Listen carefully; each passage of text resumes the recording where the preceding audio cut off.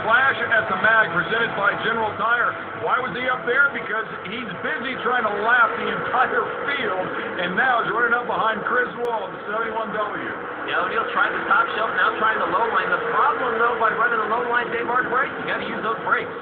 Race cars are all about speed and horsepower, but on these Lucas Oil Late Model Dirt Series cars, the braking system is a very important component of this race car.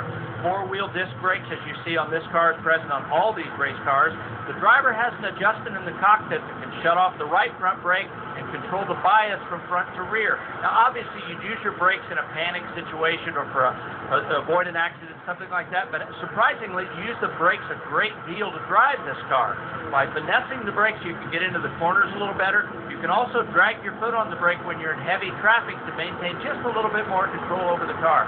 These cars aren't just all about go, there's a lot of whoa built into them as well. Nice job, Dave. Without a doubt, somebody that can brake better than somebody else is going to have a really good shot at driving in harder, and pretty interesting, too, that they can turn that right front off as if they just want to run the brake on the left front. It helps them rotate the cars. We watch Wendell Wallace there in the number 6 car. We'll watch this pass one more time as the number 4C of Scott Detweiler works his way up into this hot. He is becoming quite a factor in this race. Yeah, started back in the 10th spot out of Bossburg, Mississippi. Detweiler ran second here last month, so he does have some laps at the Magnolia Motor Speedway. A lot of Detweiler fans in the stands, so he is working his way back to the front. The problem, though, is that about 14, 15 seconds a lap, Don O'Neill is going to catch you pretty quick unless we catch caution. Once again on board with Optima Batteries and Don O'Neill. And Don just hugging that bottom. I mean, there's a little gray area there. They keep those left side tires in it and keep the cars gripped up. You can see where it gets just a little bit shinier, about a half a car width up. And if you get into that, you get some tire spin, you just can't get off the turn. Nice aerial shot there as he works through turns 3 and 4.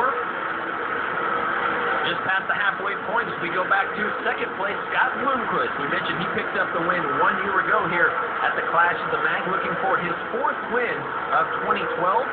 Currently second in the points, trying to chase down Jimmy Owens, and 320 points back. It's not going to be easy here in the second half of the season. Yeah, what a difference in seasons for Scott Bloomquist, who really watched the championship slip away with just one minor mechanical at the very end of the season last year. It looked like he was going to pick up another series championship.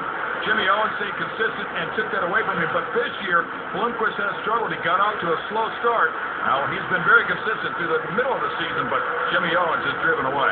Yeah, Mike Marler there, the 5B, looking for his 3rd career Lucas Oil Late Model Dirt Series win, but it's been a couple of years since we've seen him in victory lane. Trouble for Kids Smooth here tonight. Let's go to Aaron. Billy Moyer Jr.'s night comes to a disappointing end on lap 38. Billy, you guys said that you came in tip-top shape.